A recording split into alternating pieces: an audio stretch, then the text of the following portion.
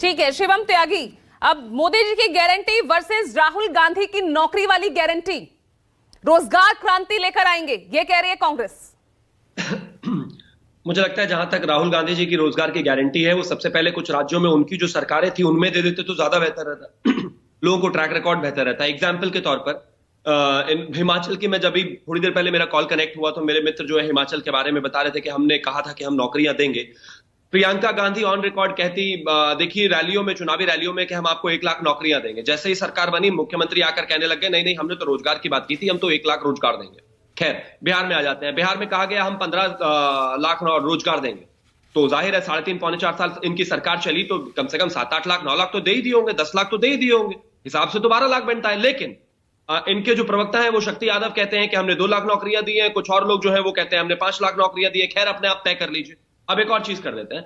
अभी हम सरकारी नौकरियों की बात करते हैं। सरकारी नौकरियों में भारत की सरकार के जो मंत्री हैं उन्होंने आकर डेटा कहा है कि इनके समय में जो सरकारी नौकरियां थी वो 6 लाख दी गई थी। हमारे समय में जो नौकरियां हैं वो 9 लाख दी गई। छोड़ दीजिए उसको।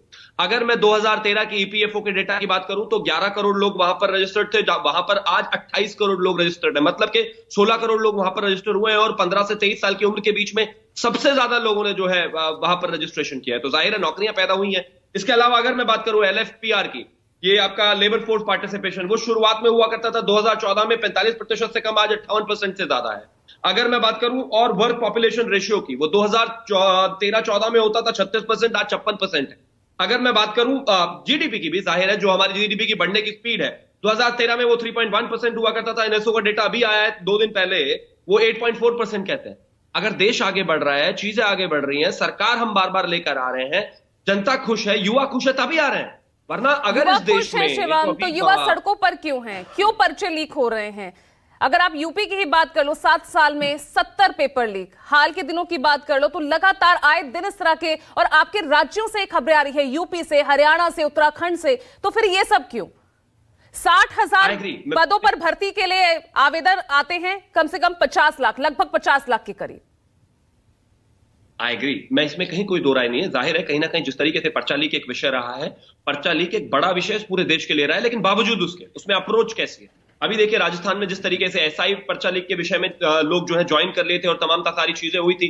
जब अशोक गहलोत से उस विषय में सवाल पूछा गया तो उन्होंने कहा मैं जादूगर हूं, मैं थोड़ी ना पता निकाल दूंगा चारों तरफ से। उसी के उलट अगर अभी बात करूं हाल फिलहाल में हमारी जो सरकार है, उस सरकार में आते ही जनता ने जवाब दिया ना, सत्ता निकल गई हाथ से, जवाब दिया जनता ने। लेकिन हमारा फर्क देखिए, वहां पर अभी पर्चा लीक में एसआई के विषय में जगदीश बिश्नोई और पूरा उसका गिरोह गिरफ्तार किया गया, गिरफ्तार करके उनको जेल में डाला गया और सारी चीजें की गई।